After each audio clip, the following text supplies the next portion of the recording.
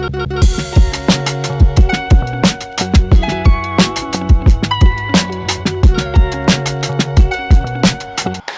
my STEEZ note going on. Yes, Lord, bring you finals week 2. Yep. So we get into the second week, man. This is where we get down to the nitty gritty, where we had 2 teams get eliminated this past week, man, and now we'll have 2 more teams say goodbye to their 2025 campaign. And it shall be interesting. First game we have Adelaide versus the Hawks. Adelaide coming off a loss in their qualifying final to the Collingwood Magpies, man, and yeah, really Adelaide pretty much struggled to kick the ball. Their forward line was really neutralized by the defense of Collingwood, taking a bunch of intercept marks and really just stamping out any forward danger that was in their defensive half, if you don't mind. And they look good, bro. Collingwood, broke off the rust that they had at the end of the season and really turned everything around, showing that they're well coached and they're well prepared, and the experience really prevailed against them. So Adelaide was looking to bounce back from a loss like that.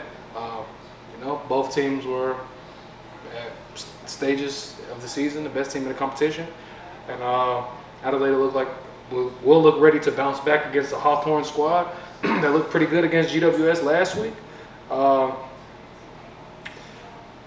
Yeah, man, it should be pretty interesting, man. I'm not sure if but the Hawks defense is pretty good, and they have some very good defenders back there as well. So it'll be interesting to see if they will be able to hold the danger of the forwards of Adelaide to a second straight disappointing run in the finals.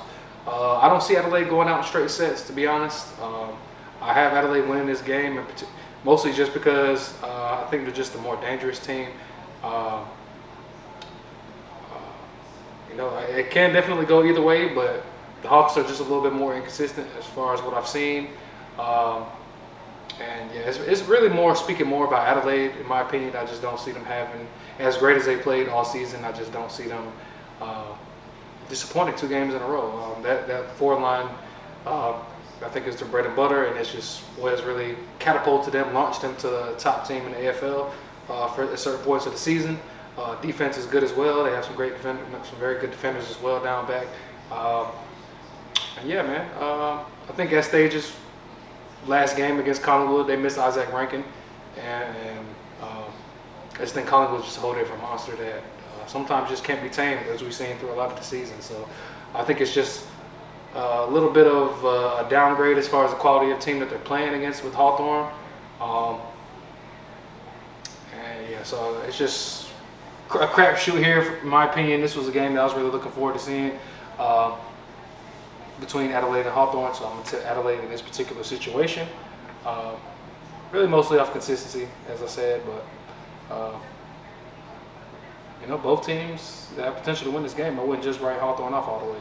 So that's semifinal number 1. I have Adelaide at home winning the game.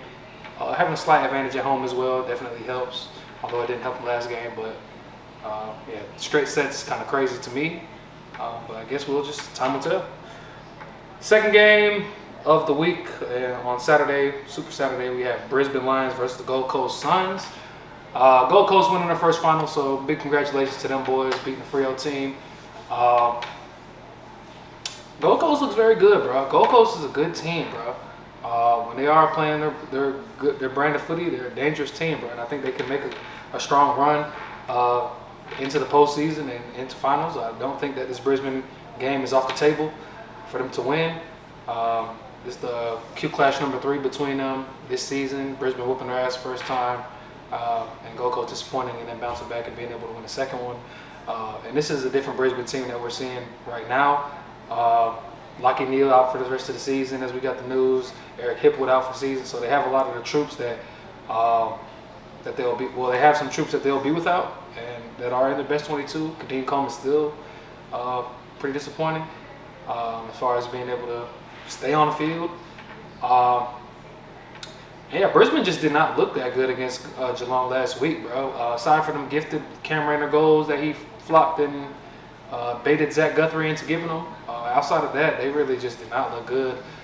Maybe the first quarter, but after quarter time, they were really struggling. Hugh McCluggage struggled as well, had a very quiet game. Jasper Fletcher had a very impressive early game, and yeah, I think they just need much more of a balanced effort for Brisbane. Um, they've been a team that's been together for quite a while. They have some young pieces as well. They have some veteran pieces, but a couple of those pieces are out, like we said. And I think Gold Coast isn't a team that you can really let up on. You're going to have to give your best effort for them, considering the midfield that they have over there in Gold Coast. Matt Rowell and Noah Anderson are definitely two of the top 10 midfielders in the competition. All Australian midfielders, so it's just, this ain't a team that you can really slouch against, bro. It's not a good time to not be playing your best footy at all. And for that reason, I'm really about to tip Gold Coast, man. I know Brisbane may have the advantage at home, but I don't know, bro. After last week, I'm really not high on Brisbane. As we all know, if you watch my videos, I don't really like Brisbane too much, but I definitely do respect them. But the odds are stacked against them, I think, in this moment in time, bro. They have Gold Coast is a very balanced team. And yeah, you really got to get on top of them boys in the midfield. And without your best midfielder there, Lachie Neale, arguably best midfielder, who has hella experience and timeless experience through finals in his whole career. I think this is his first missed finals game in his career. I think that's just going to be a big deal. And they're going to need the midfield as a committee just to really step up to counteract what Gold Coast got going on, in my opinion. Yeah, Matt Rowell and Noah Anderson, they're going to bring it, bro. So, and they're just not the only ones, bro. They have a number of players that are just dangerous in general. And yeah, I think Dunkley's going to have to bring his best. McCluggage can't have a game like he had last week. Ashcroft's going to have to bring his best. And Charlie can't go quiet. He had the first goal last game and went completely missing after that. So you're going to need contributions from the whole team, I think, in order to beat this Gold Coast team. If Brisbane wants to move on and to be able to have a chance at defending the premiership. And that's just where I see it, bro. Gold Coast, bro. I'm kind of biased because I like Gold Coast more, but I think it's just undeniable if you watch them the whole season that when they're going, bro, they're really hard to stop. And Ben King has just been having a hell of a season as well, bro. So it's like they have so many pieces that can really hurt you, bro. Ben Law, Ben King, Jed Walter, Bailey Humphries, Took Miller, Matt Rowell, Noah Anderson, Sam Collins down back. It's like they're very well balanced, bro. And I just can't give them boys enough credit. And I would love to see them not only win the first finals match, which they did in their club history, but to make a deep run. I would really love to see that. So I'm not going to say that they're not well equipped enough to do it, but this is a big step. And if they could beat Brisbane, the sky's the limit for them boys. So I'm going to tip Gold Coast, man. I might be in the minority with that, but that's just how we're going to go, man. I was 2 for 4 last week. I had Adelaide against Collingwood, lost that. I tipped Geelong correctly against Brisbane. I tipped GWS to beat Hawthorn, which was off base, obviously. And I tipped Gold Coast to beat Freo. So 2 for 4. Hopefully we get 2 for 2 this week. And yeah, only a couple more hours until the game starts, man. So I'm looking forward to seeing y'all there. Excited for these matchups, man. Hopefully these matchups really live up to the potential. Particularly, yeah, I really think this game will be a pretty good week. Just between that, both dangerous attacking styles of Adelaide and Hawthorn, even though both of them are very well equipped to defend as well. I think pretty underrated defensively, but just the potent forward line really for both, I think just can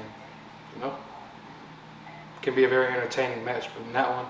And obviously just the Q Clash, bro. This might be the most important. This is the most important Q Clash. They were saying the first one of the season was the most important one in history. So now they ended up having a finals matchup locked in 2024. So this one is definitely the most important. I know Gold Coast will not take this one lightly, and Brisbane better not as well. Yeah, that's pretty much what I got, man. Like, comment, subscribe, all the YouTube shit. Let me know what you think in the comments. If I'm missing any points that you think can affect the outcome of each match. And yeah, but just check in when the games are live, man. I'll be there. Yes, Lord.